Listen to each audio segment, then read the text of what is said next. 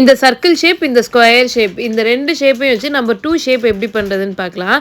First நான் வந்து இந்த மாரி குட்டி ஒரு கட்ரு மாரி வந்து எடுத்துட்டு, அதில வந்து சென்டர்ல வந்து ஒரு சர்க்கிள் வந்து மிட் பாயிண்ட்ல வந்து ட்ரா பண்ணிக்கிட்டேன்.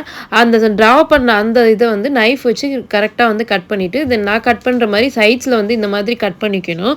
நான் வந்து கொஞ்சம் குட்டியா கட் பண்ணிட்டனால, இன்னும் கொஞ்சம் வந்து எக்ஸஸா வந்து கட் பண்ணி இந்த மாதிரி வந்து வச்சுட்டேன்.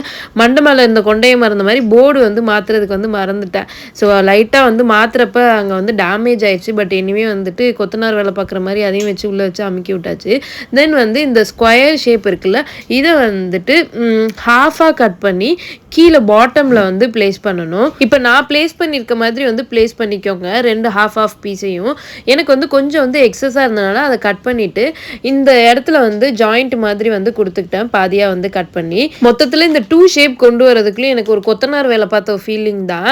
பிகாஸ் வந்துட்டு கரெக்ட்டா அந்த ஷேப்புக்கு ஏத்த மாதிரி கட் பண்ணி அங்கங்க வந்துட்டு எல்லா கேப்ஸ் எல்லாத்தையும் அடைச்சிட்டு, அதுக்கப்புறம் சிமெண்ட் வச்சு பூசுற மாதிரி மேல வந்து க்ரம் கோட் வந்து குடுத்துட்டேன். தென் க்ரம் கோட் முடிச்சுட்டு அப்படியே கொண்டு போய் வந்து ஃப்ரிட்ஜ்ல வந்து வச்சுட்டேன். ஒரு 12 ஹார்ஸ் கிட்ட வந்து அப்படியே வந்து நான் ஃப்ரிட்ஜ்ல தான் வச்சிருந்தேனே. அதுக்கப்புறம் நெக்ஸ்ட் டே தான் வந்து நான் வந்து மெயின் கோட் வந்து குடுக்க ஆரம்பிச்சேன். தென் இந்த மாதிரி ஷேப் கேக்ஸ்லலாம் வந்துட்டு பெர்ஃபெக்ட் ஃபினிஷிங் கொண்டு வரது ரொம்பவே வந்து கஷ்டமான டாஸ்க் என்னைய பொறுத்தவரைக்கும். ஸோ வந்து ஓபி அடிக்கிறதுக்கு வந்து மேல வந்து இந்த மாதிரி பிரஷ் வச்சு இந்த மாதிரி வந்து பேட்டர்ன் குடுத்துட்டு, தென் கஸ்டமர் வந்து ஜங்கிள் தீம்ல கேட்டிருந்தாங்க. ஸோ அதுக்கேத்த மாரி ஸ்டிக்கர்ஸ் வச்சு பிளேஸ் பண்ணி இந்த கேக்க வந்து கம்ப்ளீட் பண்ணிட்டேன். பாய்.